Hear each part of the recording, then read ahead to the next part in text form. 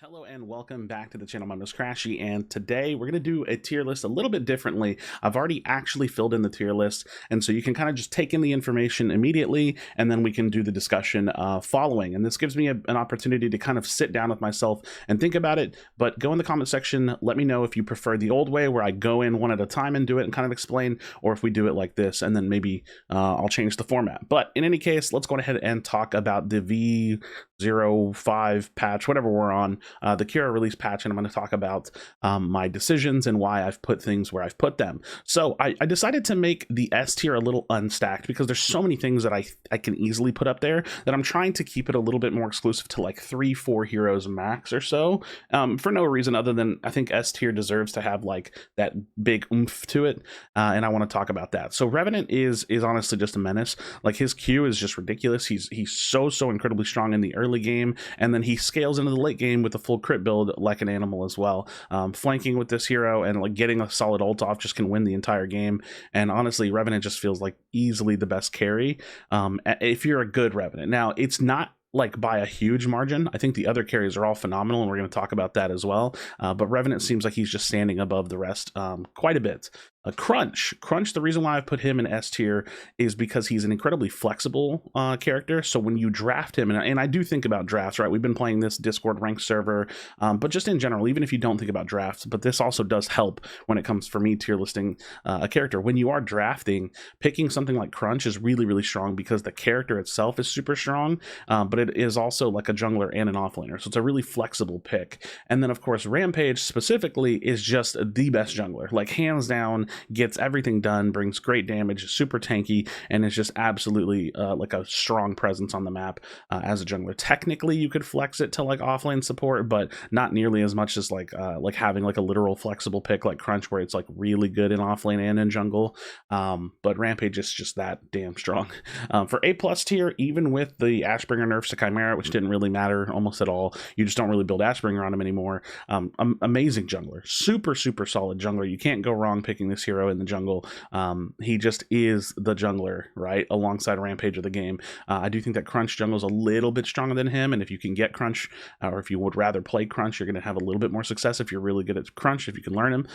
But really solid. And then Grux is same. It's kind of the same thing, like really good offlaner, but pretty solid in the jungle too. So just a phenomenal fighter, someone that can get in, do a lot of CC, can be tanky, can do a lot of damage, and it's just really strong. Howie, man.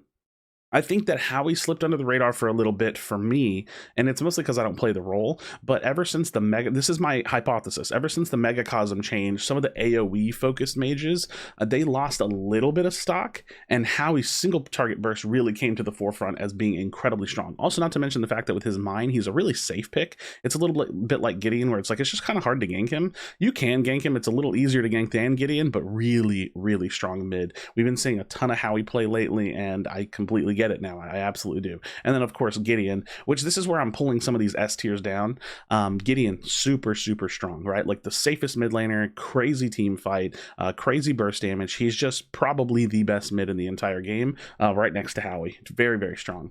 Now to talk about some of the carries, we have Drongo and Kira. Drongo, it's the silence grenade, man. Like that thing, it's ridiculous. It's such a ridiculous ability, and he has self peel with his ultimate. That's pretty much it. Like he's a great auto attacking AD carry, really strong, has great ultimate and great silence. Kira, she has mobility. She's all over the place. She's really strong. She's got the fadeaway shot, or like the fadeaway damage with her Q. She's just really strong. And her ultimate, it feels like it can be strong, but I feel like you have to mostly go like a full crit build with her. And I'm not really sure what people are building on her, but I would assume crit is like the way to go on probably most of the carries right now. Maybe on Hit Sparrow's okay, but there's a reason why she's a little bit lower down, and we'll touch on that. Decker getting some pretty big buffs. She was already a solid support option, but she kind of fell to the wayside a little bit. The thing with the support role right now is that it's probably the best role in terms of balance right now. You have Decker, you have Richter, you have a Steel, you have Muriel, you have Bellica, you can play mages, you can play tanks. It's like I said, it's pretty much a great role right now. So Decker feels really strong. They sped up the right mouse button stun on her ball. And when I play against a Decker, I feel like I'm getting stunned a lot more. So I think Decker is eating pretty good. Richter, he actually is, I feel like, is losing a little bit of stock, but he's just a phenomenal presence on the map. So I've heard some people say like, oh, I think Richter's really bad. In the rank Discord, someone like literally yesterday, I can't remember who it was, doesn't matter. They said they thought Richter was like the worst hero in the game. I was like, dude, there's no way. This character, even if it's like not in the best in laning phase because of how punishing it is to miss a hook, the character's presence when you're in team fights is so strong, right? Like you have a silence, you have the giant AoE stun. Is it a stun, snare, whatever it is, that ultimate that you have, and then you have the hook to follow up at minimum. So this character brings crazy value to a team, is a really, really good jungler as well. I have to throw that out there. I don't like him in the off lane. Maybe there's some players that are getting some success with it in the offlane, but I really don't even think of it as an offlaner. But it's a really, really good jungler and a phenomenal support. And that's just the way you have to look at it. And the same goes for Steel. Very flexible picks here. So again, when we're talking about drafting and competitive, you know, picking Steel, picking Richter, picking Crunch, all very flexible because you can put them support jungle. Steel, not too terrible in the offlane. You can do, you know, jungle support offlane. It's very, very flexible. They're very strong. Obviously, Steel's one of the best like team fighters in the game. Brings so much CC to the table, can block good damage, is really good against Howie specifically because, you know, when the Howie ultimates, you can throw up the wall. And then there's Muriel, who is, it's Muriel, you know, she got buffed and she's just been sitting in this really, really nice spot for a while. They actually toned her down a little bit, but she just feels really good. She feels really, really strong, probably on the higher end of some of the supports right now, and gets picked pretty early. But like I said, I didn't want to stick her out too much because I don't think she's shining that much above the rest, but she's probably the strongest out of these four right here. Global map presence, which is great for macro, amazing shields, really, really empowers the 80 carries and just doing damage, and is a really, really phenomenal support. All right, let's look at the A tier. We got Gadget and Faye. Like I said, really phenomenal mages. I'm pulling them slightly below the A plus tier because I think that they took some hits with the Megacosm nerf, right? Not to mention there's a lot of cleanses. There's the new support crest that cleanses. There's plenty of self cleanses. Legacy got a nice buff a little bit ago, and so Faye has lost a little bit of stock, sorry, because you can just get out of her ultimate with all these cleanses.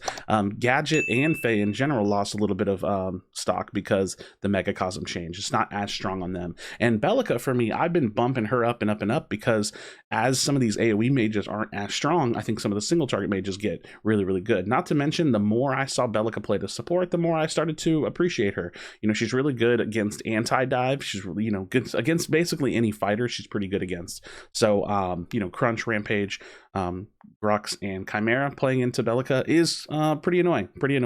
Narbash, he feels consistently strong. He's just not at that peak where he was when they originally buffed him. So really solid, brings decent value to the team, brings some nice sustained healing and a decent laning presence and pressure in lane, but just, you know, really solid. That's just how I feel about him.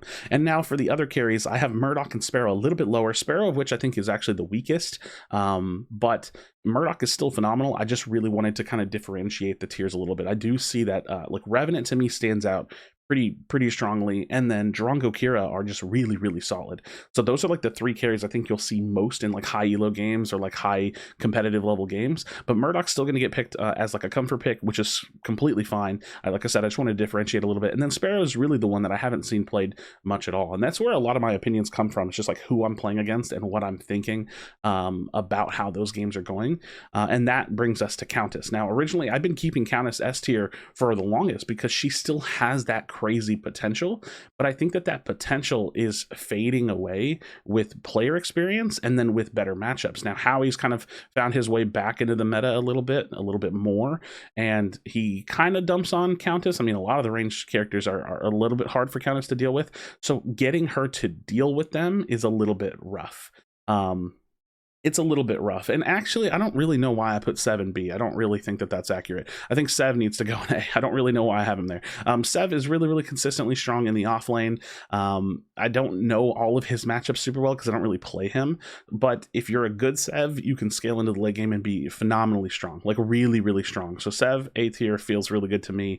Some would probably argue A+. I think that that's fine. It's just more of my perspective to have him like in like a strong A tier position. And like I said, for Countess, she has that crazy potential to get really, really strong, but it's less consistent, and I think that that's why some of the other mid lane mages are just better. And she's not a jungler, so not really. You can force it, but she can get punished really easily. Which leads us to basically all of the assassins. If you look at the bottom four, I think that they're kind of not doing so hot. Kalari has some really, really good early game, not as good as it used to be, and then falls off of a cliff. Shinbi is, you know, I'm starting to still feel like Shinbi is better. So maybe something here, I should shift it around a little bit.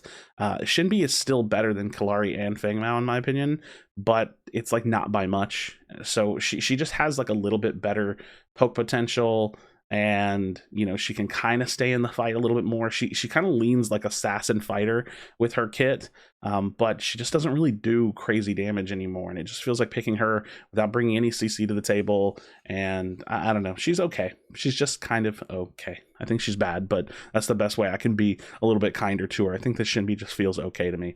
Like I said, Kalari, you just got to get really fed and end the game, and if not, you just fall off a cliff. And you know, there's some potential to, you know, to wipe out somebody really, really quickly in the end game, absolutely.